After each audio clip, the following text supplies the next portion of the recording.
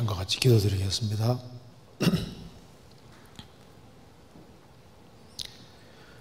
자비로우신 우리 아버지 하나님, 오늘도 저희들을 말씀 앞으로 인도하시고 또 하나님의 말씀으로 교훈받게 해주신 것을 감사합니다. 마땅히 형벌 받을 수밖에 없는 저희들을 불쌍히 여기시고 주의 보배로운 피로 구원해 주시고 소망 가운데 살게 해주시는 것을 감사합니다. 하지만 우리 주변에 이 복된 진리를 깨닫지 못하고 헤매는 영혼들이 너무나도 많이 있습니다. 우리의 마음을 일깨워 주시고 주의 복음과 영광을 위해 살 수 있도록 저희 마음을 더욱 인도해 주옵소서.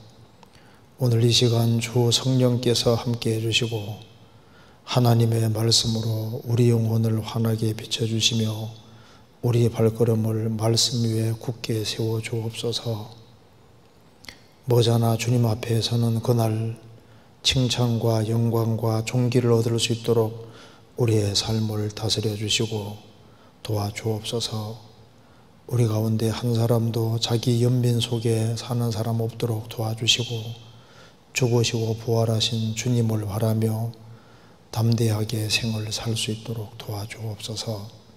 오늘 모든 시종 주 성령께서 함께 해주시고 도와주옵소서. 또한 학위 수양회를 위해서 준비하는 그 모든 손길에 함께 해주시고 전도할 만한 사람들을 많이 연결시켜 주셔서 하나님께 영광과 찬송이 돌아가는 귀한 수양회가 되도록 도와주옵소서. 모든 것 함께 해주시고 도와주시기를 간절히 의지하오며 우리 구주 예수 그리스도 이름으로 기도하옵나이다. 아멘. 예, 성경 욥기 10장 찾겠습니다. 욥기 10장, 제가 몇 군데를 읽겠습니다. 10장 1절입니다. 내 영혼이 살기에 곤비하니 내 원통함을 발설하고 내 마음에 괴로운 대로 말하리라. 내가 하나님께 아뢰오리니 나를 정죄하지 마옵시고 무슨 연고로 나로 더불어 쟁변하시는지 나로 알게 하옵소서. 주께서 주의 손으로 지으신 것을 학대하시며 멸시하시고 악인의 꾀에 빚을 빚으시기를 선히 여기시나이까. 주의 눈이 육신의 눈이니까 주께서 사람의 보는 것처럼 보시리이까. 그럼 넘어가서 18절입니다. 주께서 나를 태에서 나오게 하셨으면 어찌 미니이까. 그렇지 아니하였다면 내가 기운이 끊어져 아무 눈에 보이지 아니하였을 것이라. 있어도 없은 것 같이 되어서 태에서 바로 무덤으로 옮겼으리이다. 내 날은 적지 아니하니까. 그런즉 그치시고 나를 버려두사 저기 평안하게 하옵시되 내가 돌아오지 못할 땅 곧 어둡고 죽음에 그늘진 땅으로 가기 전에 그리하옵소서. 이 땅은 어두워서 흑암 같고 죽음에 그늘이 져서 아무 구별이 없고 광명도 흑암 같으니이다. 네, 거기까지입니다. 계속해서 욥기를 배우고 있습니다. 지금 욥기 9장과 10장에서 욥이 계속해서 이어서 이야기를 하고 있습니다. 그래서 욥의 친구 수아 사람 빌닷이 이제 과거의 전통을 들어서 열조의 가르침을 들어서 선을 행한 사람은 잘 되고 악을 행하는 사람은 벌을 받도록 되어 있으니까 욥너가 이렇게 큰 어려움을 당하는 걸 봤을 때 분명히 너의 자녀가 죄를 지었고 너도 죄를 범한 것이다. 이렇게 말하니까 욥이 나도 그렇게 생각했는데 그렇게 단순한 문제가 아니더라. 그래서 이제 욥기 9장에서는 욥이 하나님은 하나님이시니까 우리가 셀 수 없는 큰 일을 행하시는 거다. 그래서 세상에는 악인만 어려움을 당하는 것이 아니라 무슨 이유인지는 모르지만은 의로운 사람도 어려운 일을 동일하게 당할 수 있다. 그 세상은 내가 무슨 이유인지 모르지만 이 상황이 뒤집어져서 악한 자가 더 승승장구하고 의로운 사람이 더 큰 어려움을 당하는 것처럼 보이는 일이 분명히 있는 것이다. 그래서 나도 그 이유를 지금 알고 싶은 것이다. 이렇게 얘기를 했습니다. 욥기 10장은 9장에 이어서 욥이 이제 말을 하고 있는 겁니다. 분명히 하나님은 상상할 수 없는, 셀 수 없는 큰 일을 행하시는 분인데 지금까지 자신이 알아온 그 하나님과 이제 막상 어려운 문제가 터지고 보니까 내가 지금까지 경험해온 그 하나님과는 다른 모습의 하나님을 보게 되는 겁니다. 그래서 자기 인생을 다시 한번 재고할 필요성을 느끼고 고민하고 아무리 생각해도 도대체 이해가 안 되는 겁니다. 그래서 속에서 너무너무 막 갈등이 심하니까 속에 있는 걸 한번 얘기하겠노라고 하면서 이제 속에 있는 마음을 터놓고 좀 하나님이 좀 이게 너무 심한 것이 아니냐 이런 쪽으로 지금 생각을 하면서 푸념을 들어놓고 있습니다. 10장 1절입니다. 내 영혼이 살기에 곤비하니 내 원통함을 발설하고 내 마음에 괴로운 대로 말하리이다. 그래 이제 속에 솔직한 심정을 한번 내가 터놓고 얘기를 하겠습니다. 이렇게 말을 하고 있습니다. 그래서 2절에 내가 하나님께 아뢰오리니 나를 정죄하시어 마옵시고, 내가 힘들어서 하는 거니까 말하는 거니까 정죄하지 마시고 무슨 연고로 나로 더불어 쟁변하시는지 나로 알게 하옵소서. 도대체 무슨 연고입니까? 3절에 주께서 주의 손으로 지으신 것을 학대하시며 멸시하시고, 그러니까 욥이 느끼기에는 하나님이 하나님의 손으로 지으신 자신을 학대하는 것처럼 느껴지는 겁니다. 나를 학대하시고 그리고 멸하시고 악인의 꾀에 빚을 비추시기를 선히 여기시나이까. 하나님은 하나님이시니까 악인에게 빚을 붙여주시고 악인이 잘 되도록 하실 리가 없지 않습니까? 그런데 나는 바르게 살려고 그렇게 노력했음에도 불구하고 이렇게 큰 원통하고 어려운 일을 당하니까 자기 느끼기에는 하나님이 하나님 손으로 지으시는 것을 학대하고 그리고 멸하시는 것처럼 느껴진다는 겁니다. 그러니까 도대체 무슨 연고입니까? 도대체 이유가 도대체 뭡니까? 어떻게 이럴 수가 있습니까? 라고 말했습니다. 그리고 18절에 주께서 나를 태에서 나오게 하셨으면 어찌미니이까. 차라리 내가 안 태어났으면 좋지 않았겠습니까? 도대체 왜 나를 이 세상에 태어나게 했습니까? 그러면은 안 태어났으면은 있어도 19절에 있어도 없어도 같이 되어서 태에서 바로 무덤으로 옮겼으리이다. 그래서 지금 욥의 마음은 벌써 그 캄캄한 무덤에 가 있는 것 같이 자기가 그렇게 느껴지는 겁니다. 그래서 그 19절에 태에서 바로 무덤으로 옮겼으리이다. 그러면서 21절에 내가 더러워지 못할 땅 곧 어둡고 죽음에 그늘진 땅으로 가기 전에 그리하옵소서. 이게 무덤으로 옮겼으리라 하면서 이제 무덤에 대해서 얘기를 하면서 내가 돌아오지 못할 땅, 죽으면 무덤으로 가잖아요. 그러니까 돌아오지 못할 땅, 이 세상에서 이제 죽음으로 건너간다는 겁니다. 곧 어둡고 죽음에 그늘진 땅으로 가기 전에 그리하옵소서. 그래서 욥은 지금 마음이 마치 자신이 이제 무덤으로 곧바로 향하는 것처럼, 그래서 어둡고 죽음에 그늘진 땅, 그 땅 속에 자기가 들어간다 그 말입니다. 몸이. 그래서 이 땅은 어두워서 흑암 같고 죽음에 그늘이 져서 아무 구별이 없고 광명도 흑암 같은 이이다. 이제 자기의 그 마음 상태가 그 무덤에 들어가 있는 자와 같은 그런 아주 그런 마음 상태를 지금 표현을 잘하고 있습니다. 그런데 욥의 마음도 지금 캄캄한 거예요. 욥의 마음도 어두워 서강 같고 죽음에 그늘이 져서 아무 구별이 없고 광명도 흑암 같은 이이다.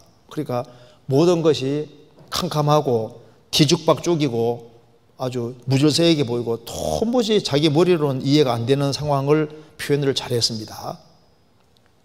그래서 욥기 10장에 욥이 하나님 앞에서 그 욥이 아주 총명한 사람이고 신앙생활을 아주 잘한 사람이고 하나님에 대해 상당히 많은 것을 알고 있는 사람이지만은 자기 현실적인 문제 앞에서 고민하고 생각해도 이해가 안 되는 겁니다.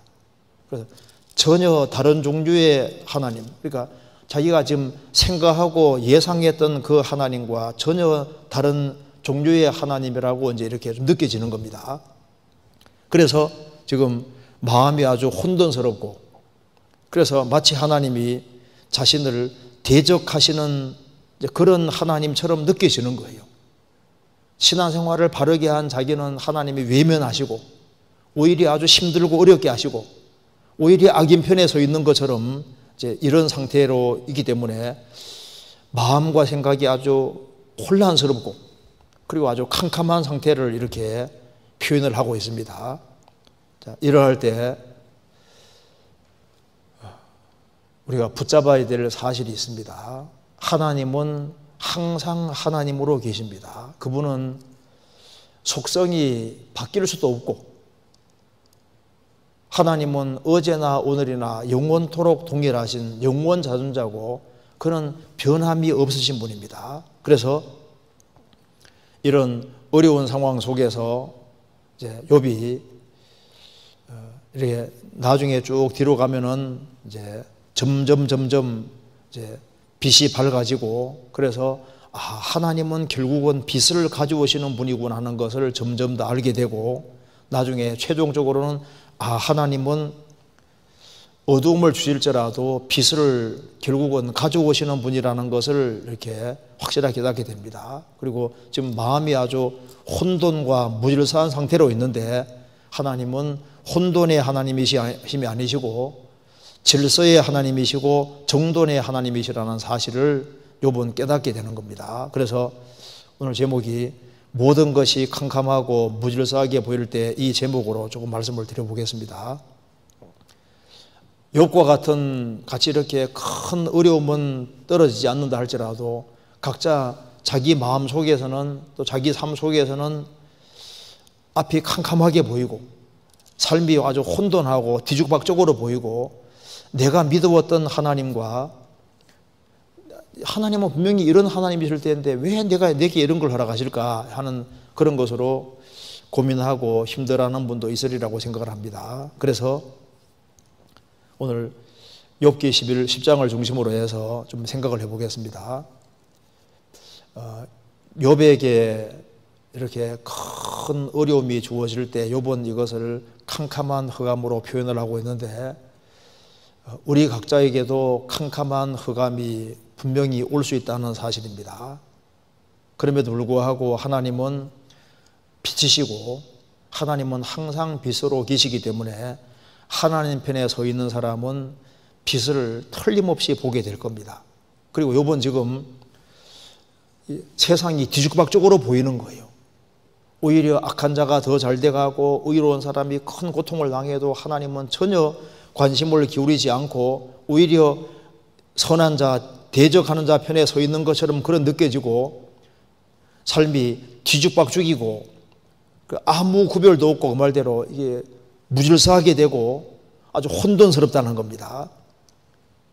그런데 욥의 마음이 이렇게 느껴지는데 그런데 혼돈스러울지라도 조금 넓게 보면은 주님이 조금 더 빛을 비춰주시면은 캄캄할 때는 무질서하게 보이지만은 빛을 비춰주시면은 거기에 그 속에도 질서가 있다는 것을 알게 되고 무질서 속에서도 해답은 있습니다. 그래서 어떤 경우에도 우리가 소망을 가지고 살 수 있다는 것을 우리가 배울 수가 있겠습니다. 그래서 이런 내용을 좀 말씀을 좀 드려보겠습니다. 요번 지금 캄캄한 상황 속에 있습니다. 우리에게도 여러 가지로 캄캄함이 인생에 올 수 있습니다.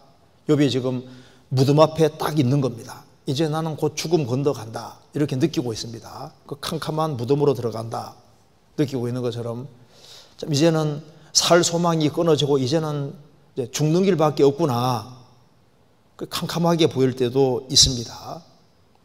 우리 개인의 삶에도 그런 것이 올 수 있습니다. 캄캄함은 왜 인생에게 주어졌냐 하면은 아담 하와가 범죄하기 전에는 인생에서 캄캄함 없었습니다. 하나님이 아담 하와를 지으시고 에덴 동산에 두셨는데 에덴은 기쁨이란 뜻입니다. 거기에는 인생의 어둠은 없었던 거예요.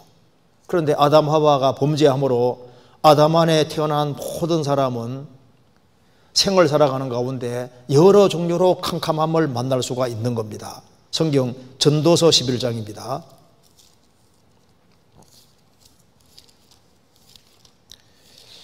전도서 11장 8절 사람이 여러 해를 살면 항상 즐거워할지로다. 그러나 캄캄한 날이 많으리니 그 날을 생각할지로다. 장래일은 다 헛되도다. 하나님이 아담 자손으로 살아가는 그런 사람들에게 그 기쁨도 주시고 어느 정도의 밝음도 허락하셨지만은 그러나 생을 살아가면서 항상 즐거워하고 기뻐하는 마음으로 살아야 되겠지만은 그러나 캄캄한 날이 있으리니 이렇게 말씀하신 것이 아니라 캄캄한 날은 많을 것이다. 그 날을 생각할지로다. 캄캄한 날은 많고 언제든지 올 수 있다는 것을 항상 생각하며 살아야 된다는 겁니다. 자, 캄캄함은 인생 살아가면서 많습니다. 인생을 오래 살았다는 것은 그만큼 캄캄한 것도 여러 번 겪었다는 증거가 될 겁니다. 성경은 말씀하기를 청년의 시절은 낮이라고 표현을 하고 있습니다. 그러나 노년기는 밤이라고 성경에 말을 하고 있고 캄캄한 날이라고 분명히 말을 하고 있습니다. 성경 전도서 12장 1절입니다. 너는 청년의 때 곧 곤고한 날이 이르기 전 나는 아무 낙이 없다고 할 해가 가깝기 전에 너의 창조자를 기억하라. 너는 청년의 때 해놓고 그 11장 10절 끝에 보면은 청년의 때 해놓고 1번 밑에 뭐라 했습니까? 히브리 말로 새벽에. 그러니까 청년 시절은 새벽 때입니다. 이제 해가 밝아올 때거든요.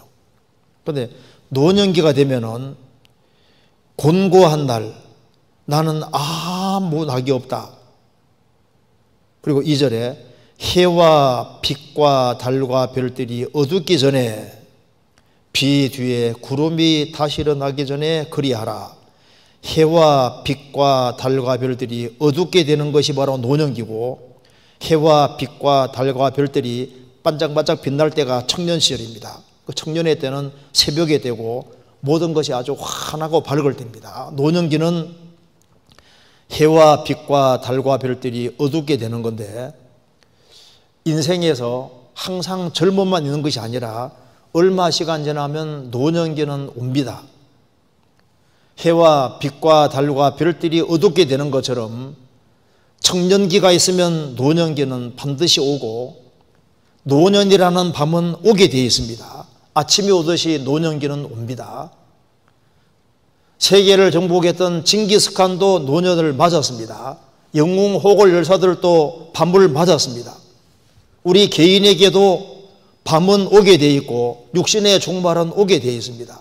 길어도 100년 안쪽에 누구든지 오게 되어 있습니다. 어떤 사람 말합니다.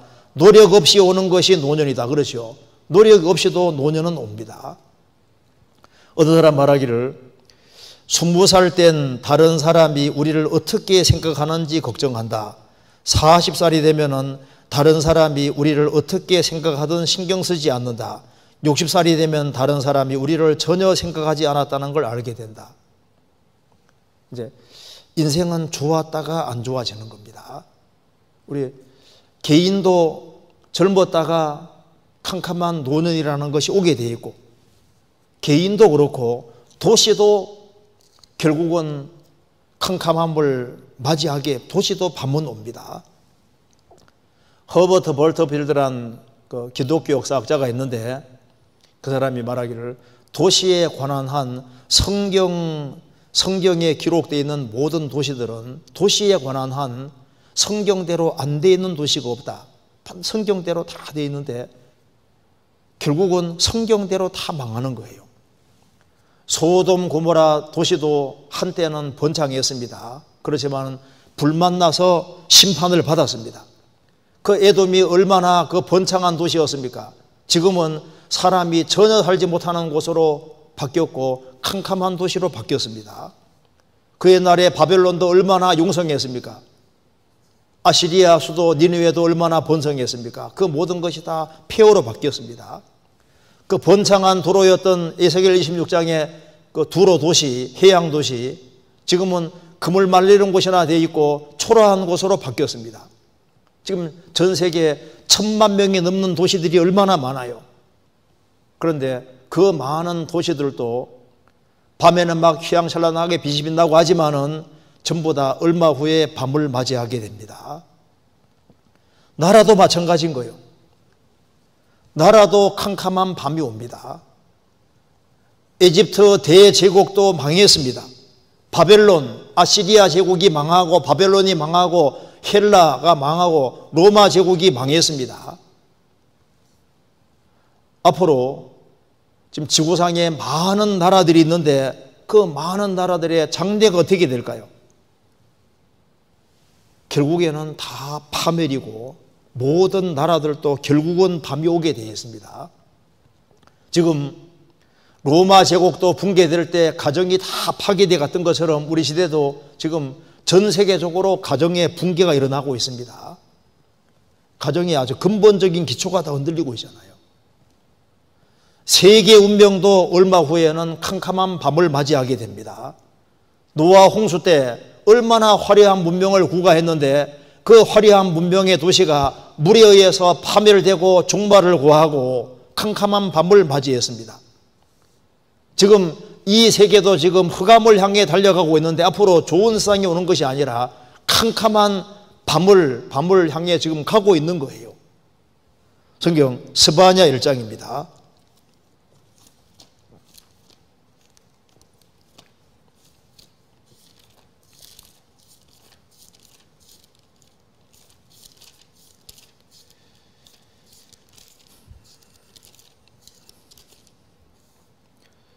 (1306페이지입니다) 1장 2절.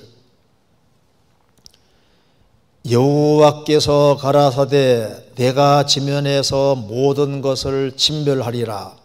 내가 사람과 짐승을 진멸하고 공중의 새와 바다의 고기와 거치게 하는 것과 악인들을 아울러 진멸할 것이라. 내가 사람을 지면에서 멸절하리라. 나 여호와의 말이니라. 노아 홍수 때는 바다의 고기는 다 안 죽였습니다. 앞으로는 하나님이 모든 걸 진멸하시는데 3절에 내가 사람과 짐승을 진멸하고 공중의 새와 바다의 고기도 진멸하고 거치게 하는 것은 우상들을 가리킵니다. 우상들 또한 박살 내버리고 악인들을 아울러 진멸할 것이라. 내가 사람을 지면에서 멸절하리라. 나 여호와의 말이니라. 그럼 어떻게 멸망시키냐 하면은 그 뒤에 14절. 여호와의 큰 날이 가깝도다. 가깝고도 심히 빠르도다. 여호와의 날의 소리로다. 용사가 거기에서 심히 애고 가는도다. 그날은 분노의 날이요 혼란과 고통의 날이요 황무와 폐기의 날이요 캄캄하고 어두운 날이요 구름과 흑암의 날이요 나팔을 불어 경고하며 견고한 성읍을 치며 높은 망대를 치는 날이로다. 내가 사람들에게 고난을 내려 소경같이 행하게 하리니 이는 그들이 나 여호와께 범죄하였음이니라. 또 그들의 피는 흘리워서 티끌같이 되며 그들의 살은 분토같이 될지라. 그들의 은과 금이 여호와의 분노의 날에 능히 그들을 건지지 못할 것이며 이 온 땅이 여호와의 질투의 불에 삼키우리니 이는 여호와가 이 땅 모든 거민을 멸절하되 놀랍게 멸절할 것임이니라. 이게 우리 시대에 정말 실감나는 말씀입니다. 여호와의 큰 날이 가깝도다. 7년 혼란을 말하고 있는 겁니다. 여호와의 날의 소리로다. 용사가 거기에서 심히 애곡하는도다. 하나님이 마지막 심판 내릴 때 용사가 무슨 소용이 있겠습니까? 그날은 분노의 날이요 하나님의 참고 참으시던 분노가 폭발하는 날이고 인간에게는 혼란과 고통의 날이 되고 모든 것이 황무와 폐기의 날, 모든 것이 아주 황무하게 바뀌는 날이고 캄캄하고 어두운 날이요 구름과 흑암의 날이요 핵이 꽝 터지면은 버섯구름이 올라가면서 지구가 실제로 캄캄하게 되고 인간에게는 모든 것이 캄캄하게 되고 소망 없는 캄캄한 날, 구름과 흑암의 날이 됩니다. 나팔을 불어 경고하며 견고한 성읍을 치며 높은 망대를 치는 날이로다. 지구상에 아주 견고한 도시들이 다 날아가고 높은 망대를 치는 날이로다. 인간의 모든 과학 문명이 한꺼번에 다 날아가는 날이 됩니다. 내가 사람들에게 고난을 내려 소경같이 행하게 하리니 이는 그들이 나 여호와께 범죄하였음이니라. 우리 시대 지구상에 죄가 꽉 차고 있습니다. 그들의 피는 흘리워서 티끌같이 되며 그들의 살은 분토같이 될지라. 그들의 은과 금이 여호와의 분노의 날에 능히 그들을 건지지 못할 것이며, 여기 심판을 말하면서 그들의 은과 금이, 우리 시대에 돈이면 다 되는 줄 아는데 하나님이 심판하실 때는 돈은 아무 소용이 없습니다.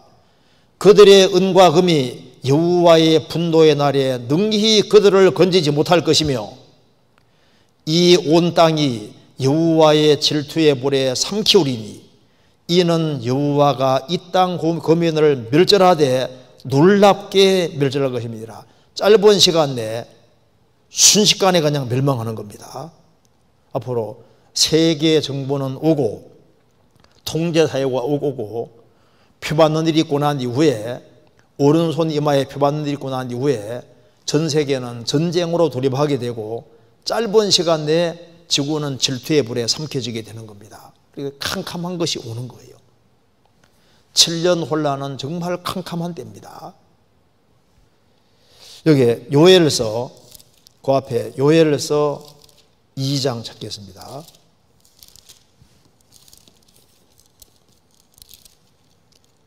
(2장 1절) 1271페이지입니다.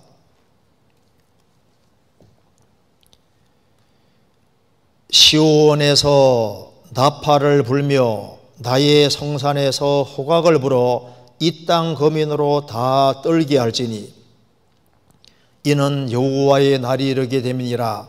이제 임박하였으니 곧 어둡고 캄캄한 날이요 빽빽한 구름이 끼인 날이라. 새벽빛이 산 꼭대기에 덮인 것 같으니 이는 많고 강한 백성이 이르렀음이라. 이 같은 것이 자고 이리로 없었고 이후 세세 없으리로다. 불이 그들의 앞을 살아며 불꽃이 그들의 뒤를 태우니 그 전의 땅은 에덴 동산 같았으나 그 후의 땅은 황무한 들 같으니 그들을 피한 자가 없도다. 여기 시온에서 그 이스라엘에서 나팔을 불며 나의 성산에서 호각을 불어 이 땅 거민으로 다 떨게 할지니 이는 여호와의 날이 이르게 됨이니라. 이제 임박하였으니 서반열전과 똑같은 내용입니다. 곧 어둡고 캄캄한 날이요 빽빽한 구름이 낀 날이라. 새벽빛이 산 꼭대기에 덮인 것 같으니, 새벽에 햇살이 쫙 이제 해가 뜰 때 아주 햇살이 쫙 비치는 것처럼 캄캄한 밤에도 핵이 꽝 터지면은 새벽빛이 산 꼭대기에 덮이는 것처럼 밤에도 핵이 꽝 터지면은 빛이 번쩍 나면서 새벽빛이 산 꼭대기에 덮인 것 같이 되고, 핵이 꽝 터지면은 버섯구름이 올라가면서 빽빽한 구름의 날이 되고 지구는 캄캄한 날이 되는 겁니다. 그러면서 이는 많고 강한 백성이 이르렀습니다. 이 같은 것이 자고 이래로 역설이로 없었고 이후 세서 없으리로다. 마태복음 24장에서도 예수님 말씀하시기를 창세로부터 이런 혼란이 없었고 이후에도 없을 거라고 했습니다. 전무후무한 혼란이 벌어지는데, 불이 그들의 앞을 사르며 불꽃이 그들의 뒤를 태우니 그 전의 땅은 에덴 동산 같았으나, 이 에덴 동산 같이 아름다운 이 지구가 물이 샥 지나가면은 황무한 들판으로 바뀐다는 겁니다. 앞으로 이 세계는 캄캄함을 맞이하게 됩니다.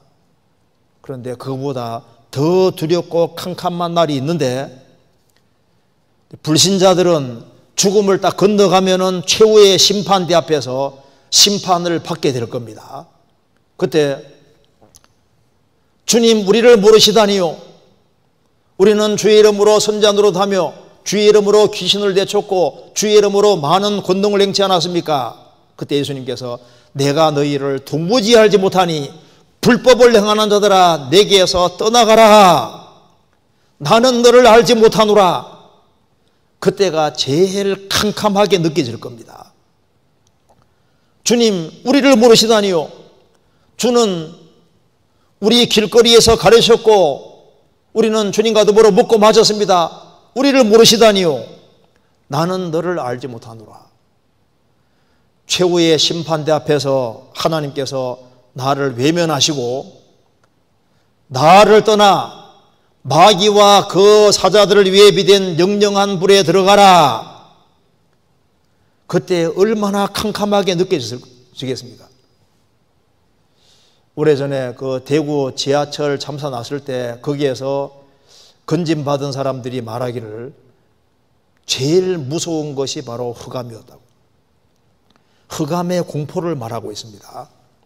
강원도에서 탄광이 무너져서 갇혀 있다가 5명 중에 1명이 이제 빛 가운데 나왔을 때 정말 무서운 것이 흑암이었다. 지옥은 정말 캄캄하고 어두운 곳입니다. 베드로후서 2장입니다. 베드로후서 2장 17절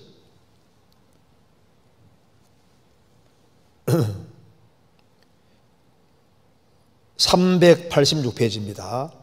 이 사람들은 물 없는 샘이요 광풍에 밀려가는 안개니 저희를 위하여 캄캄한 어둠이 예배되어 있나니. 지옥은 영원히 불타는 곳인 동시에 정말 여기 말한 대로 캄캄한 어둠이 예비되어 있다.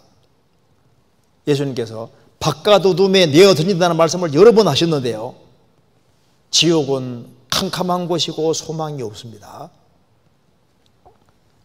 아담 자손에게 하나님이 캄캄함을 허락하시는 이유는 무엇일까요? 빨리 하나님을 찾으라고 캄캄한 걸 주시는 거예요, 이 세상에서.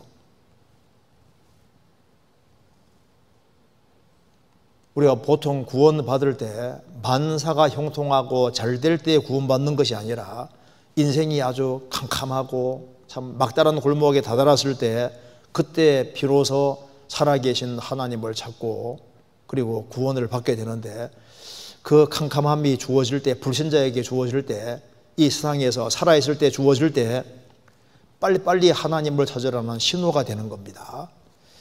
이사야 50장입니다.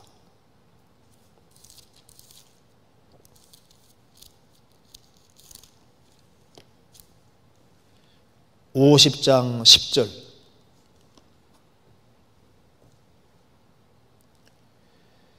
너희 중에 여호와를 경외하며 그 종의 목소리를 청종하는 자가 누구뇨? 흑암 중에 행하여 빛이 없는 자라도 여호와의 이름을 의뢰하며 자기 하나님께 의지할지어다. 흑암 중에 행하여 빛이 없는 자라도 여호와 이름을 의뢰하며 자기 하나님께 의지할지어다. 질병으로 인해서 캄캄하게 될 수도 있고, 사업의 실패로 캄캄함이 올 수도 있고, 교통사고로 불구가 될 수도 있고, 가정의 불화, 가난, 여러 가지 컴플렉스, 여러 가지 어려운 것들을 만나는데, 그때가 소망이 없이 보일 때, 캄캄하게 보일 때, 그때도 하나님을 의지해야 됩니다. 하나님이 기회 주실 때 기회를 놓치지 말아야 되는 겁니다. 이제 전 세계적으로 흑암이 다가오는데 빨리빨리 회개하고 구원을 받아야 됩니다. 예레미야 13장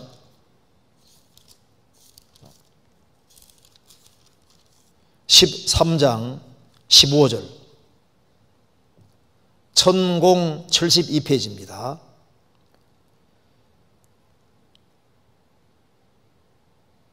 예레미야 13장 15절 너희는 들을지어다 귀를 기울일지어다 교만하지 말지어다 여호와께서 이같이 말씀하시느니라 그가 흑암을 일으키시기 전 너희 발이 흑암한 산에 그치기 전 너희 바라는 빛이 사망의 그늘로 변하여 침침한 흑암이 되게 하시기 전에 너희 하나님께 영광을 돌리라. 너희는 들을지어다 귀를 기울일지어다 교만하지 말지어다.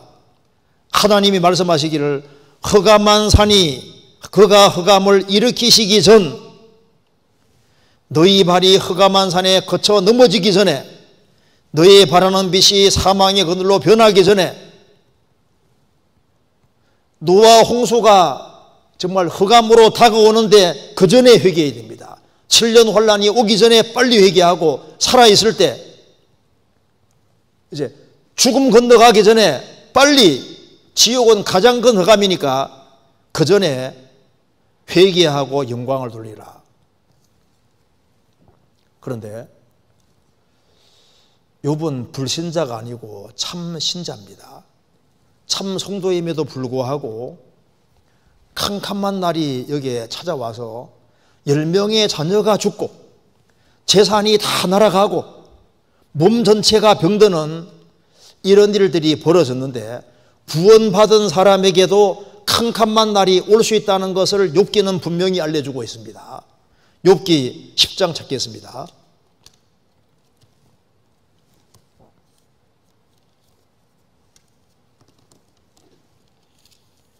욥기 10장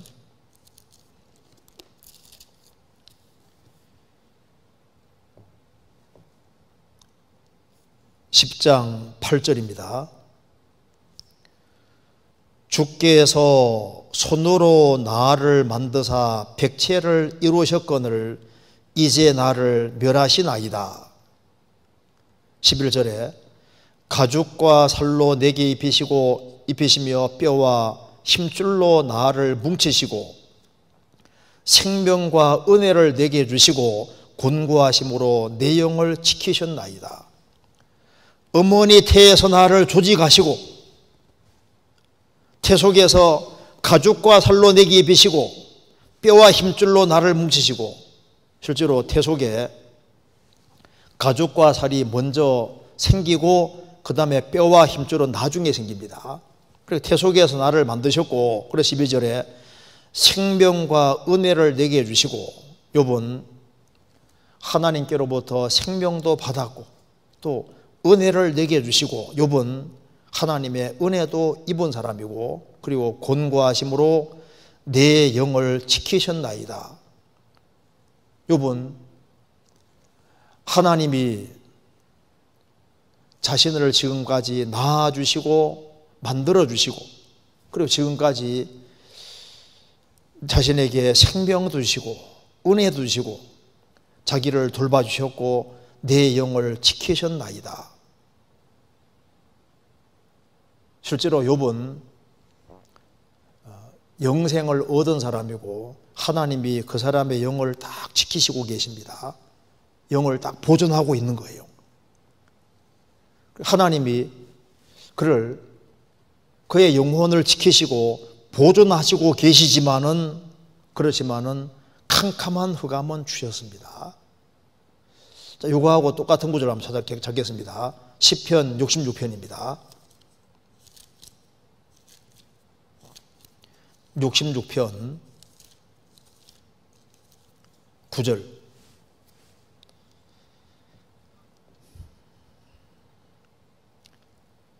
그는 우리 영혼을 살려두시고 우리의 실족함을 허락지 아니하시는 주시로다. 하나님은 우리 영혼을 살려두시고 영혼을 딱 붙잡고 지키시는 겁니다. 우리의 실족함은 허락지 않는데 시련은 허락하시는 겁니다. 그래서 여기에 9절은 우리 영혼을 살려두시고 우리 실족함은 허락하지 않는데 엄청난 시련은 허락할 수 있는 겁니다. 10절에 하나님이여 주께 소리를 시험하시되 우리를 단련하시기를 은을 단련함같이 하셨으며 우리를 끌어 그물에 들게 하시며 어려운 짐을 우리 허리에 두셨으며 사람들로 우리 머리 위로 타고 가게 하셨나이다. 우리가 불과 물을 통행하였더니 주께 소리를 끌어내사 풍부한 곳에 들이셨나이다. 영혼은 지켜주시고 실족은 허락하지 않지만은 실족하지 않는 범위 안에서 하나님이 우리를 시험하시되 우리를 단련하시기를 은을 단련함같이 하시고 우리를 끌어 그물에 들게 하셨으니까 꼼짝달싹 못하게 하시고 어려운 짐을 우리 허리에 두셨으니까 한 걸음 한 걸음 옮기기도 어려운 거예요. 사람들로 우리 머리 위로 타고 가게 하셨나이다. 사람에게 짓밟히기도 하시고 우리가 불과 물을 통행하였더니 죽기의 소리를 끌어내사 풍부한 곳에 들이셨나이다. 나중에 풍부한 곳에는 들이시지만은 어려움은 허락하시고 불과 물을 통행하게 하신다는 겁니다. 욥도 하나님께서 생명과 은혜를 주시고 권고 돌보심으로 영을 지키십니다. 지키시지만은 엄청난 흑암은 허락하셨습니다. 그래서 소인들은 징계로만 캄캄한 날을 만나는 것이 아니라 신앙생활을 잘하는 속에서도 아주 캄캄하게 보이는 그런 일들이 벌어질 수 있다고 성경은 말을 하고 있습니다. 내가 신앙생활 잘할지라도 영혼은 실족하지 않게 지키시고 그리고 실족하지 않을 수 있는 범위 안에서는 어려움을 허락하시는 겁니다. 욥기 29장입니다. 29장 1절.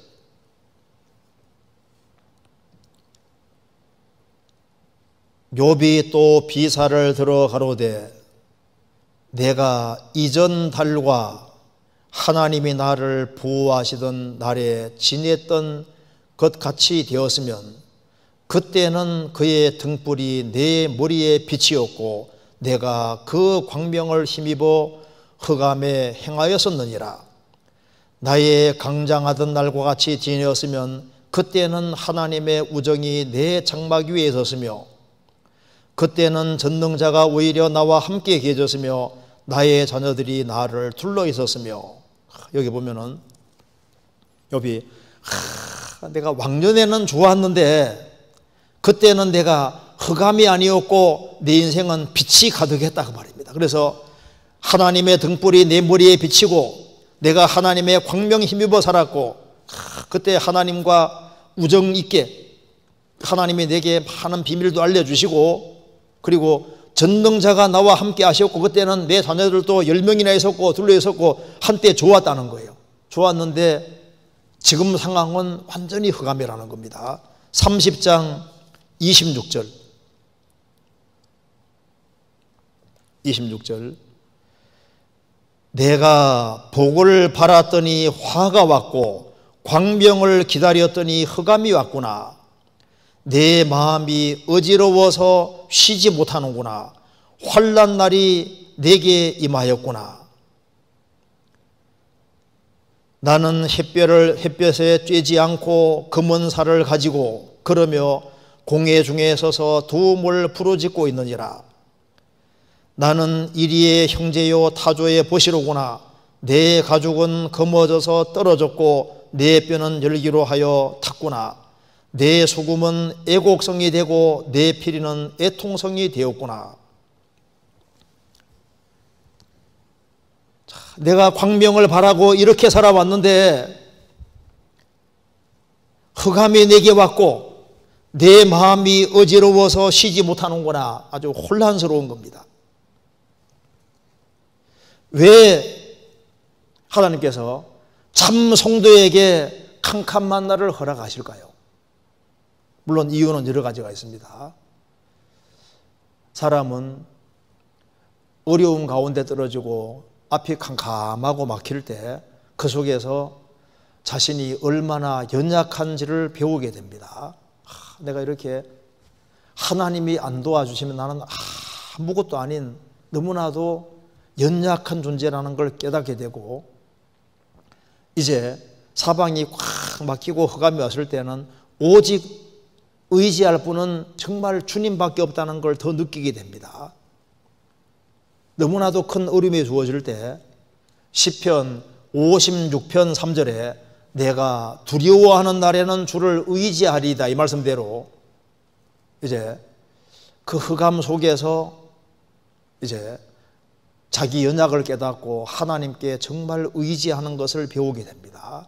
그래서 사람이 흑암에 떨어질 때, 그때 정말 앞뒤가 꽉 막힐 때, 모든 도움이 끊어질 때 중심에서 정말 기도가 나오게 되고, 그래서 어디에서 기도를 배우냐 하면 코너에 완전히 몰리고 너무 힘들 때 오로지 이제 하나님밖에 찾을 분이 없으니까 환난 날에 나를 부르라 말씀대로 환난 날에 기도하는 것을 배우게 됩니다. 그 사람은 캄캄한 밤에, 인생의 캄캄한 밤에 자기의 본 모습을 알게 되고 자기 믿음의 실체를 깨닫게 되고 인간이 얼마나 거짓된지를 배우게 되고 그 흑암 속에서 마음과 생각이 넓어지게 되고 신령한 눈이 열리게 되는 겁니다. 그리고 실제로 하나님을 더 알게 됩니다. 언제 하늘이 열리냐 하면은 완전히 코너에 몰릴 때 대체로 하늘이 열리는 거예요. 요셉도 야곱도 에서에게 도망가서 브엘세바 광야에서 돌베개 보고 잠이 들었을 때 그때 하늘이 열렸습니다. 에스겔도 바벨론 포로 잡혀가서 저 그발강가에, 바벨론 그발강가에 거기에서 포로 중에 있을 때 하늘이 열리고 하늘의 이상을 봤습니다. 하나님의 이상을 봤습니다.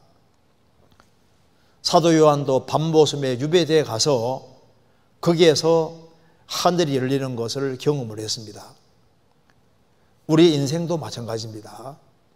언제 사람의 신앙이 성장하고 성숙하게 될까요? 만사가 형통하고 평탄하고 잘 돼갈 때 신앙이 쑥쑥 자라는 것이 아니라 시련이 오고 혼란이 오고 캄캄함이 올 때 그때 그 속에서 인생이 성숙하고 성장하게 되는 겁니다. 사람이 자랄 때도 밤에 기도 밤에 자란다고 하지 않습니까? 인생의 밤에 쑥쑥쑥쑥 자라는 거예요. 인생이 커지는 겁니다. 그래서 마음이 넓어지고 생각이 넓어지고 아주 훌륭한 인생으로 바뀌어지는 게 대체로 인생의 밤에 그런 일이 되는 겁니다. 그래서 욥이라는 사람의 인생에게 이런 큰 시련과 어려움이 다가왔을 때 욥의 인생이 만들어지고 있었던 거예요. 나의 가는 길을 오직 그가 아시나니 그가 나를 단련하신 후에는 내가 정금같이 나오리라. 욥의 인생이 만들어지고 있었고 욥기라는 작품이 지금 만들어지는 과정 속에 있었습니다. 바울 사도의 서신서도 바울이 옥중서신은 감옥에 들어갔을 때, 감옥은 캄캄한 곳입니다.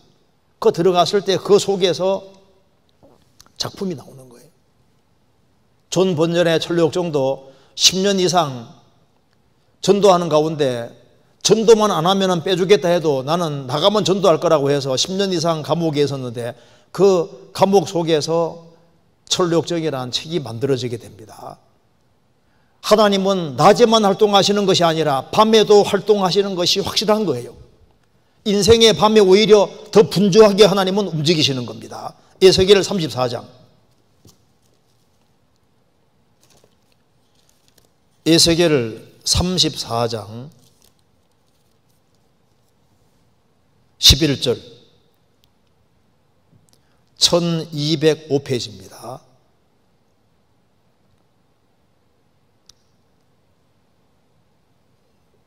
나 주 여호와가 말하노라. 나 곧 내가 내 양을 찾고 찾되 목자가 양 가운데 있는 날에 양이 흩어졌으면 그 때를 찾는 것 같이 내가 내 양을 찾아서 흐리고 캄캄한 날에 그 흩어진 모든 곳에서 그것을 건져낼지라. 거짓 일꾼들은 양떼를 해친다고 34장 앞부분에서 말하고 있습니다. 양떼를 해치는 못된 목자 얘기하시면서 주님은 참 목자로서 내가 내 양을 찾고 찾되 목자가 양 가운데 있는 날에 양이 흩어졌으면 그 때를 찾는 것 같이 내가 내 양을 찾아 흐리고 캄캄한 날에 그 흩어진 모든 곳에서 그것을 건져낼지라. 흐리고 캄캄한 날에 그 흩어진 모든 곳에서 그것들을 건져낼지라. 하나님께서는 실제로 흐리고 캄캄한 날에도 부지런히 일하고 있습니다. 시편 74편 16절에 낮도 주의 것이요 밤도 주의 것이라. 주께서 빛과 해를 예비하셨으며, 그 말씀대로 하나님은 낮에 하나님이신 동시에 밤에 하나님도 되시고 밤에도 하나님은 분주하게 일하시고 특별히 인생의 어두운 밤에 더 분주하게 일하고 계십니다. 욥이 만사가 형통하고 잘 돼갈 때만 하나님은 일한 것이 아니고 이렇게 욥이 큰 시련과 어려움과 흑암, 욥은 자기가 마치 무덤에 들어간 것 같이 이제 여겨집니다. 캄캄하게 느껴지는 그때에도 하나님은 욥 배후에서 계속 일하고 계셨던 거예요. 욥기라는 작품을 만들고 계셨던 겁니다. 일하고 계셨던 거예요. 사실 하나님께서는 밤에 더 분주하게 일하십니다. 주님은 침묵하고 계신 분이 아니라 침묵하게 하고 계신 것처럼 보여도 아무도 안 보는 곳에서 벌써부터 일하시는 분입니다. 시편에서도 하나님이 어찌하여 우리 멀리 아십니까? 침묵하고 계신 것처럼 보여도 벌써부터 일하시는 자니다. 벌써부터 배후에서 일을 하고 계셨던 겁니다. 그래서 인생의 밤에 어떤 마음 태도를 취해야 되냐 하면은 우리가 인생의 낮에도 담대하게 행해야 되지만은 인생의 밤에도 하나님을 사랑하고 그리고 인생의 밤에 올 것이 왔구나 하고 더 담대할 필요가 있습니다. 시편 31편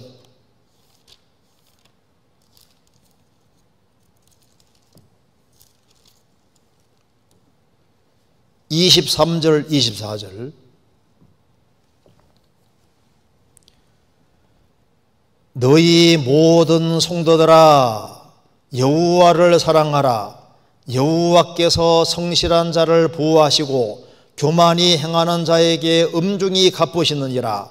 강하고 담대하라. 여호와를 바라는 너희들아, 너희 모든 성도들아. 성도들이 할 일은 크게 두 가지입니다. 어떤 경우에도 여호와를 사랑하라.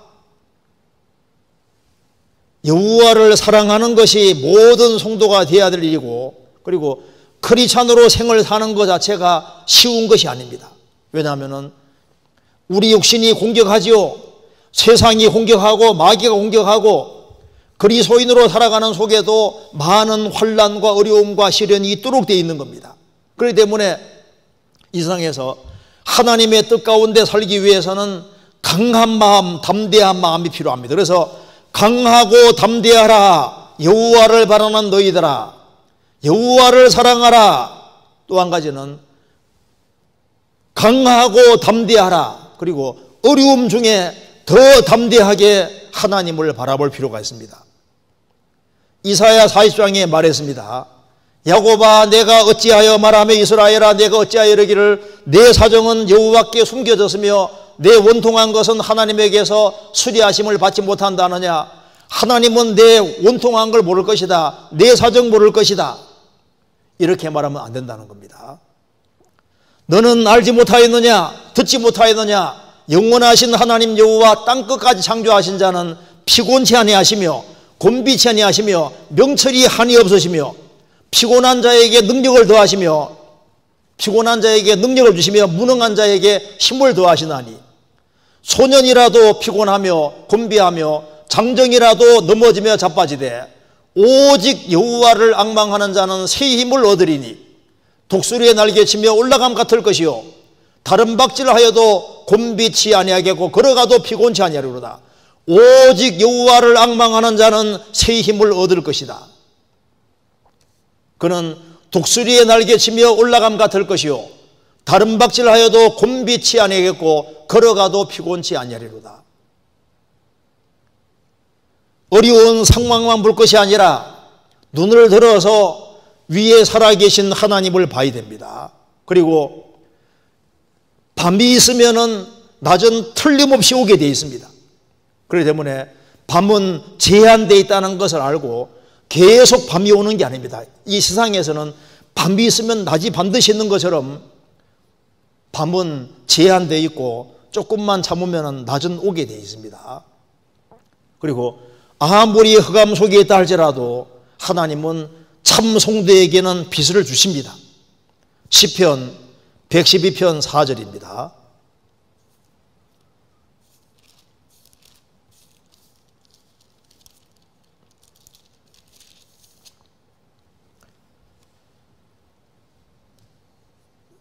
정직한 자에게는 흑암 중에 빛이 일어나나니 그는 어질고 자비하고 의로운 자로다.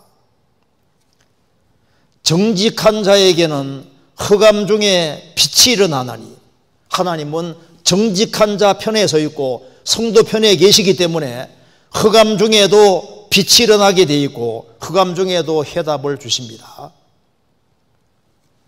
낮은 오게 되어 있습니다.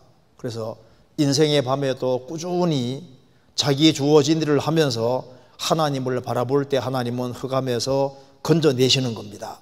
미가서 7장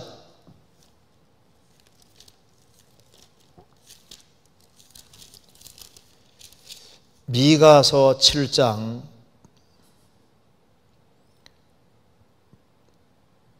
7절입니다. 오직 나는 여호와를 우러러보며 나를 구원하시는 하나님을 바라보나니 나의 하나님이 나를 들으시리로다. 나의 대적이여 나로 인하여 기뻐하지 말지어다.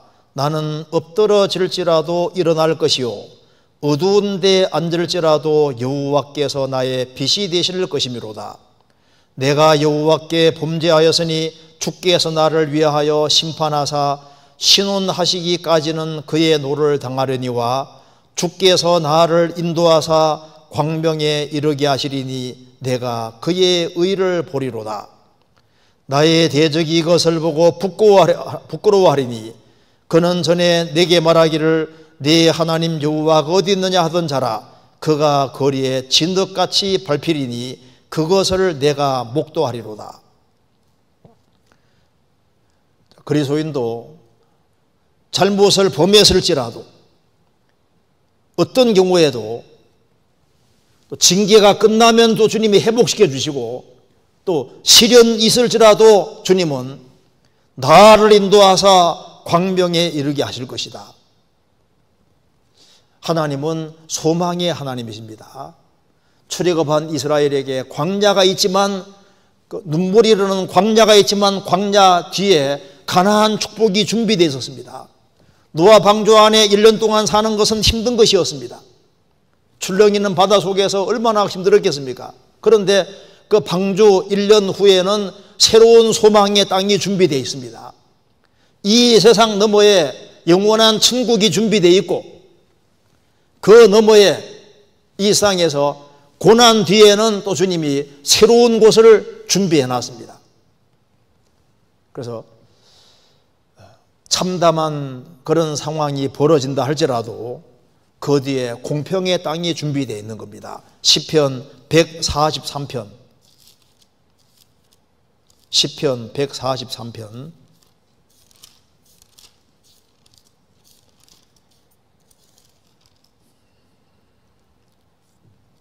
3절 원수가 내 영혼을 핍박하며 내 생명을 땅에 엎어서 나로 죽은 지 오랜 자같이 흑암한 곳에 거하게 하였나이다. 그러므로 내 심령이 속에서 상하며 내 마음이 속에서 참담하나이다. 원수가 내 영혼을 핍박하고 내 생명을 땅에 엎어서 나로 죽은 지 오랜 자같이 흑암한 곳에 거하게 했나이다. 죽은 자와 방불하게 되어 있습니다. 이러므로 내 심령이 속에서 상하며 내 마음이 속에서 참담하나이다. 그러나 하나님은 살아계십니다. 10절에 주는 나의 하나님이시니 나를 가르쳐 주의 뜻을 행케 하소서. 주의 신이 선하시니 나를 공평한 땅에 인도하소서. 지금은 흑암한 곳에 있지만은 공평한 곳이 준비되어 있습니다. 공평한 땅이 있는 거예요.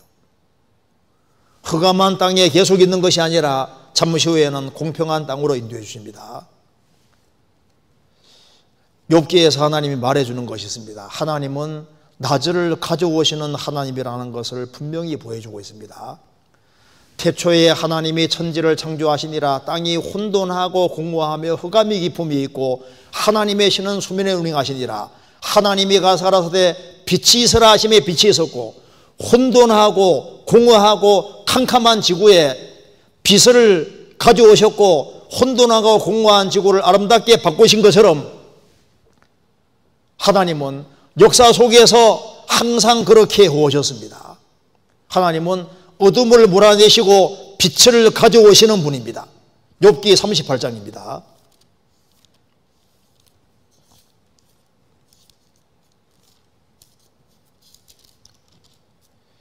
욥기 38장 12절 내가 나던 날부터 아침을 명하였었느냐 새벽으로 그 처소를 알게 하여 그것으로 땅끝에 비치게 하고 악인을 그 가운데서 구축한 일이 있었느냐. 하나님은 욥이 존재하기 전부터 하나님은 아침을 명하였습니다. 새벽이 오게 하셨습니다. 빛으로 땅끝까지 비치게 하고 악인이 밤에 활동하지만은 해가 싹 비춰지면은 악인을 다 쫓아내는 것처럼 하나님께서는 역사 속에서 계속적으로 아침을 가져오셨고 새벽을 가져오셨고 낮을 가져오신 분이라는 겁니다. 그래서 욥이라는 사람이 흑암 가운데 떨어진 것처럼 보였지만은 하나님이 시간의 경과 속에서 하나님이 빛을 쫙 비추셔서 욥의 인생에 낮을 가져오셔서 욥은 찬란한 인생으로 바뀌어진 겁니다. 하나님은 어떤 경우에도 항상 빛입니다. 하나님은 광야이신 광자가 절대 아니신 거예요. 하나님은 항상 풍성하신 분이고 항상 하나님은 빛입니다. 예레미야 2장입니다.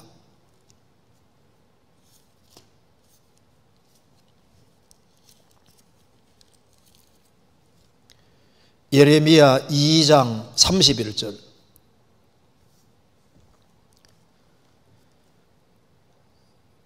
천공 53페이지입니다. 31절. 너희 세대여 여호와의 말을 들어보라. 내가 이스라엘에게 광야가 되었었느냐 흑암한 땅이 되었었느냐 무슨 연고로 내 백성이 말하기를 우리는 노였으니 다시 주께로 가지 않겠다 하느냐.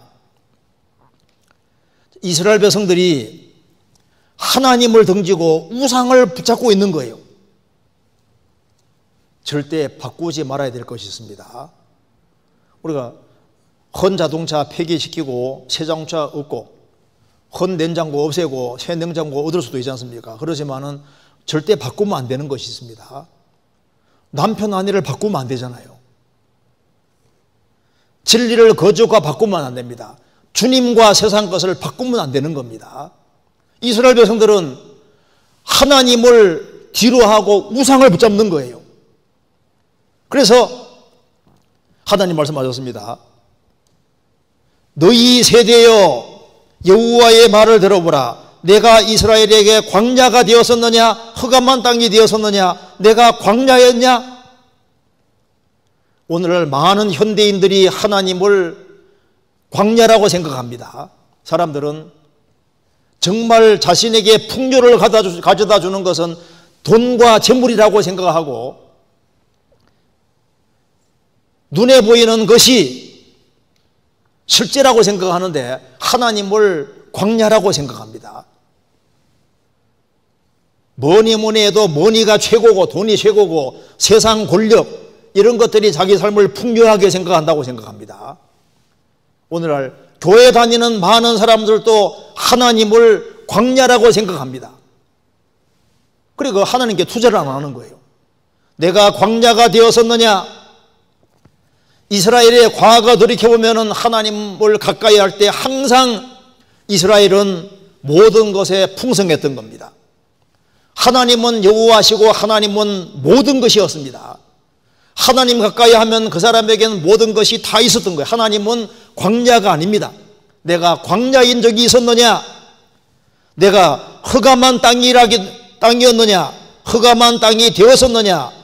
하나님은 빛의 땅입니다. 하나님은 빛 자체가 되시거든요.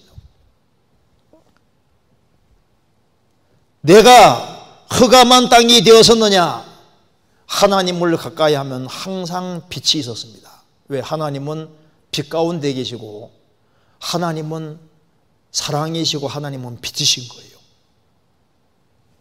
그래서 욥은 하나님을 붙잡았고 혼란스럽지만 그래도 하나님을 붙잡았고 욥의 인생에 찬란한 빛이 다가왔고 인생이 완전히 밝은 인생으로 바뀌어졌습니다. 그리고 또한 욥은 여기 다시 욥기 10장 보시겠습니다. 욥기 10장에서 22절. 이 땅은 어두워서 흑암 같고 죽음에 그늘져서 아무 구별이 없고 광명도 흑암 같으니이다. 자, 빛이 없으면은 구별이 없습니다. 구별이 없으니까 질서도 없고 무질서하게 보이는 것처럼 사람이 무덤으로 들어가면은 모든 게 캄캄하잖아요. 빛이 없는 곳으로 들어가면 모든 게 캄캄하고 아무 구별이 없는 것처럼 욥의 마음도 이런 상태입니다. 욥이 세상을 보니까 이게 도대체 선과 악의 구별도 없고 모든 질서가 해체된 것처럼 보입니다. 무질서하고 혼란스럽게 느껴집니다. 지금 크리스찬으로 생을 사는 것이 안 쉽습니다. 왜? 세상을 보면은 너무 뒤죽박죽이고 신문대로 거두는 세상이 아닌 것처럼 보이게 되어 있습니다. 인간의 머리로 이해 안 되는 일들이 지구상에 아주 너무나도 많이 벌어지고 있습니다. 미국에 총기 사고가 많기 때문에 이제 애들 학교 보낼 때 방탄 조끼 있지 않습니까? 학생용 방탄 조끼를 입혀야 될 것이 아니냐, 그런 얘기도 있고, 영국 같은 데서는 이제 달팽이, 여기 이제 달팽이나 지렁이도 학대하면은 벌금을 아주 크게 물린다. 들어보셨어요? 정원사들이 반발하는 겁니다. 혹시 이렇게 하다가 지렁이 이렇게 농사 짓다가 지렁이 딱 치면은요, 그거 아주, 그러면 그것도 벌금 물리는 식으로 세상에 지금 많이 바뀌었습니다. 미국의 버몬트 주에서는 개 교회도, 개 예배하는 교회도 만들었다고 하지 않습니까? 하여튼 세상이 좀 희한하게 바뀌고 있습니다. 지금 우리가 우리 머리를 가지고 세상을 보면은 이게 혼돈인 거예요. 무질서하게 보입니다. 요번 지금 자신이 큰 어려움을 당하기 전에는 모든 것이 자기 머릿속에 탁탁 질서가 있고 정돈이 딱 되는 것처럼 보였는데, 너무나도 큰 어려움이 주어지니까 하나님이 크신 분인지는 알지만 자기 머리로 이게 해답이 안 주어지는 거예요. 솔로몬도 하나님 하시는 일을 보니까 이게 도무지 하나님 하시는 일을 깨닫지 못하겠더라, 그 말입니다. 그런데 우리가 알아야 될 것이 있습니다. 무질서하게 보이는 세상에도 넓게 잘 보면은 질서라는 것이 있습니다. 뒤죽박죽으로 보이는 세상 역사도 배후에 법칙이 있고 질서가 있습니다. 이 우주의 별들이 무질서하게 있는 것처럼 보이지만 우주에 정확한 법칙이 있는 것처럼 인생에도 법칙이 있고 질서라는 것이 있습니다. 아무리 상이 혼란스러워 보여도 질서는 있는 법입니다. 욥기 38장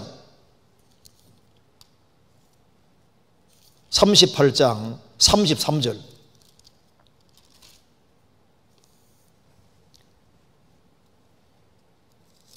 하나님이 직접 하신 말씀입니다. 내가 하늘의 법도를 아느냐? 하늘로 그 권능을 땅에 베풀게 하겠느냐?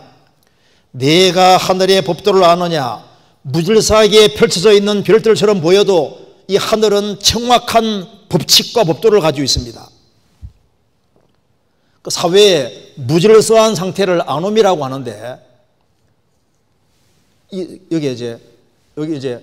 여기 법이라는 말이 헬라말로 노모스인데 거기에다 아 붙어 있습니다. 그러니까 법칙을 벗어나 있는 무질서한 그런 걸 이제 아노미라고 하는데, 지금 세상 보시면요, 막 뒤죽박죽으로 보이는 거예요. 그런데 성경의 하나님은 어지러움의 하나님이 절대 아닙니다. 내 인생이 아무리 혼란스러워 보여도 하나님은 절대적으로 질서의 하나님이십니다. 그래서 고린도전서 14장 33절에 하나님은 어지러움의 하나님이 아니시오 오직 화평의 하나님이시니라. 하나님은 어지러움의 하나님이 아니십니다. 그리고 제일 끝에는 고린도전서 14장 제일 끝절에는 모든 것을 적당하게 하고 질서대로 하라. 하나님은 어지러움의 하나님이 아니십니다. 하나님은 질서의 하나님이신 거예요. 엔트로피 법칙이란 말 들어보셨을 겁니다. 엔트로피 법칙. 그러니까 모든 하나님 만든 세계는 질서에서 무질서로 바뀌어간다는 겁니다. 모든 것이 집도 지어놓으면 점점 못쓰게 돼 가잖아요. 질서에서 무질서가 증가하는 방향으로 나간다는 겁니다. 그렇죠? 그런데 영적인 세계도 마찬가지입니다. 사람들이 하나님과 멀어질수록, 그리고 멀어지는 시간이 길어질수록 삶의 무질서가 증가하게 되어 있습니다. 혼란스럽게 되어 있습니다. 그런데 하나님을 가까이 하는 사람은 혼돈스러워 보이더라도, 무질서해 보이더라도 하나님의 도우심을 입으면은 질서가 다시 쫙 잡히게 되는 거예요. 그러니까 무질서가 증가해도 간섭이라는 게 있으면 질서가 증가하는 것처럼 삶이 혼란스러워 보여도 하나님이 딱 간섭하시면은 질서가 증가합니다. 이스라엘 백성들이 출애굽을 했을 때 오합지졸이지만 하나님이 그 가운데 계시고 간섭하시니까 이스라엘 백성들이 모세 중심으로 해서 천부장, 백부장, 50부장, 10부장 질서가 쫙 잡힌 것처럼 삶도 마찬가지입니다. 하나님을 멀리하면은 멀리할수록 무질서가 증가하고 하나님 가까이 하면은 질서가 증가하도록 되어 있고, 욥이라는 사람의 삶 속에서도 무질서가 아주 증가하고 그런 것처럼 보였지만은 하나님께서 딱 간섭해 주시니까 그것이 아주 더 큰 질서 속에 있었다는 것을 깨닫게 되는 겁니다. 이사야 3장, 4장, 5장 보면은 이스라엘이 하나님을 등지니까 심판대가 다가오니까 이스라엘의 모든 질서가 다 무너졌습니다. 그래서 아이들도 노인 아이를 우습게 알고 위정자들도 지혜 없는 사람, 힘없는 사람이 되니까 사회 질서도 틀어지고 가정 질서 모든 게 다 틀어져서 선악도 노치되고 아주 심각한 상황으로 떨어졌습니다. 왜? 하나님을 멀리하니까. 우리 시대도 하나님 말씀을 어기는 것이 점점 많아지기 때문에 무질서가 증가하고, 그리고 자연계도 지금 아주 혼란스럽게 바뀌어지고 있습니다. 기상이변이 얼마나 심해지고 있습니까? 하나님을 멀리하고 등지는 것이 많아지면 많아질수록 무질서가 증가하게 되어 있습니다. 그런데 하나님을 가까이 하면은 무질서하게 보여도 주님은 더 큰 질서를 보여주시게 되어 있습니다. 에스겔 22장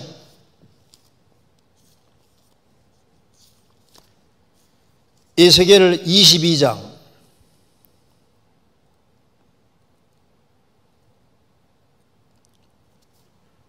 5절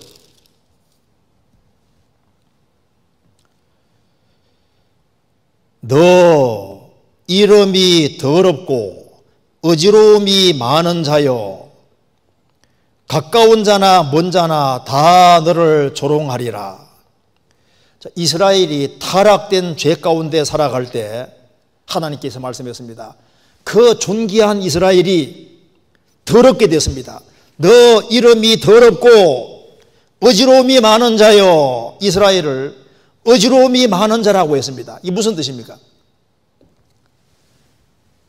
내면 질서가 다 붕괴되고 하나님을 등지니까 모든 것이 혼동이고 뒤죽박죽으로 바뀌었다 그 말입니다. 아주 크게 혼란스럽게 바뀌었다는 거예요. 너 어지러움이 많은 자여, 왜 어지러움이 많게 됐습니까? 하나님을 등지고 하나님 말씀을 등지고 하나님 멀리하니까 어지러움이 많은 자로 바뀐 겁니다. 그런데 다시 하나님께로 돌아가면은 여호와께 묻자와 가로되 하나님 가까이 하면은 무질서하게 보여도 주님이 질서를 주시는 거예요. 이것도 지금 혼란스럽습니다. 왜 나는 이렇게 어려움 당하고 왜 아기는 잘 돼갈 수 있느냐? 하나님이 전혀 반대편에 서 있는 것처럼 보입니다. 현대인들은 육체와 금세가 전부로 생각하니까 세상이 완전히 뒤죽박죽으로 보이는데, 하나님은 사람 들어가실 때 금세와 영원한 내세, 육체와 영혼 전체를 고려 대상에 집어넣고 인간을 다스리고 계시고, 항상 영원한 천국과 영원한 상급을 염두에 두시고 인생을 다스려 가시고, 또 인생을 배후에서 아주 훌륭한 작품으로 만들려는 그런 계획을 가지고 역사를 움직여 가십니다. 그렇기 때문에 하나님은 훨씬 더 넓은 시각을 가지고 있는 겁니다. 그래서 욥은 자신이 왜 이게 혼돈스러웠냐 하면 욥기 다시 보시겠습니다. 욥기 10장에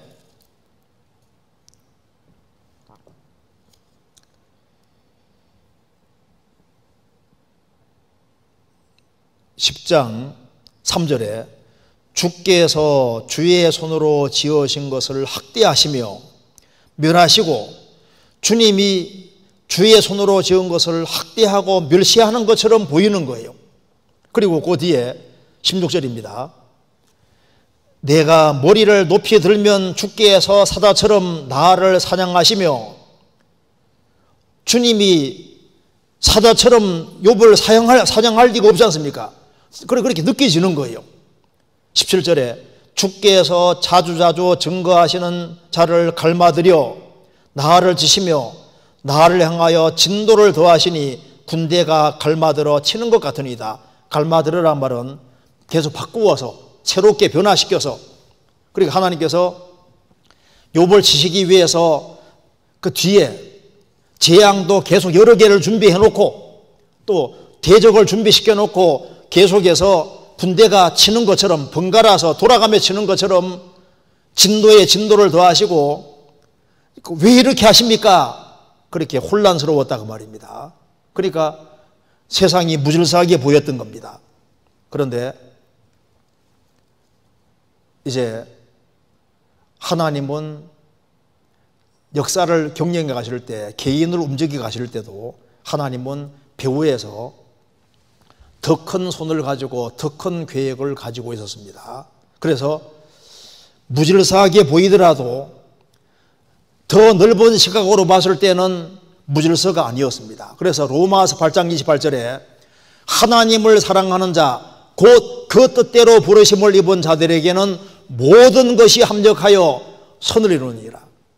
하나님을 사랑하는 사람, 그 뜻대로 부르심을 입은 자들에게는 모든 것이, 모든 상황이 어우러져서 선을 이루시느니라.